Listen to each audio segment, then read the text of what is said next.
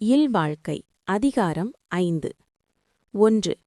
இல்வாழ்வான் என்பான் இயல்புடைய மூவர்க்கும் நல்லாற்று நின்ற துணை. பொருள்: பிரம்மச்சாரி, வானப்பிரஸ்தன், சந்நியாசி ஆகிய நல்வழியில் நடக்கும் 3 நிலை உடையவர்களுக்கும் இல்லறத்தில் வாழ்பவனே சிறந்த துணையாவான். 2. துறந்தார்க்கும் துவ்வாதவர்க்கும் இறந்தார்க்கும் இல்வாழ்வான் என்பான் துணை. பொருள்: பற்றற்ற துறவிகளுக்கும் வறுமையால் வாடுபவர்களுக்கும் ஆதரவற்ற நிலையில் இறந்தவர்களுக்கும் இல்லறத்தில் வாழ்பவனே துணையாவான். 3.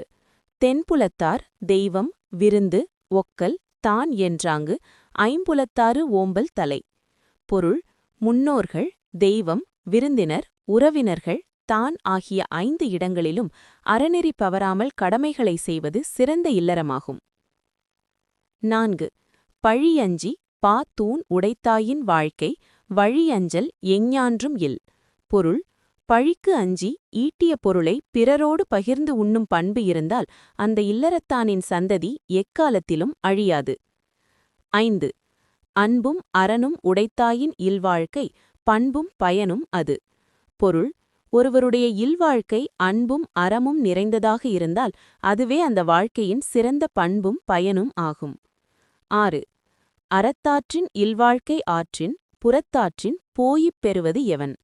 பொருள்: ஒருவன் இல்லறத்தை அறநெறிப்படி சரியாக நடத்தினால் அதை விட்டுவிட்டு வேறு நெறிகளில் சென்று அடையும் பயன் ஏதுமில்லை.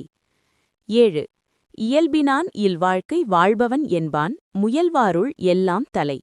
பொருள்: இல்லறத்திற்கு உரிய இயல்புகளோடு வாழ்கிறவன் முக்தி பெற முயற்சி செய்யும் மற்ற அனைவரையும் விட சிறந்தவன் ஆவான். 8. ஆற்றின் ஒழுக்கி அரண் இழுக்கா இல்வாழ்க்கை நோற்பாரின் நோன்மை உடைத்து. பொருள்: மற்றவர்களையும் நல்வழியில் நடக்கச் செய்து தானும் அறம் தவறாமல் வாழும் இல்லறம் துறவிகள் மேற்கொள்ளும் தவத்தை விட வலிமையானது. 9. அரண் எனப்பட்டதே இல்வாழ்க்கை அஃதும் பிறன் பழிப்பது இல்லாயின் நன்று.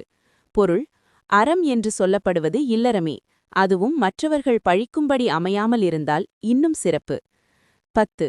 வையத்துள் வாழ்வாங்கு வாழ்பவன் வானுரையும் தெய்வத்திற்கு இணையாக கருதப்படுவான்.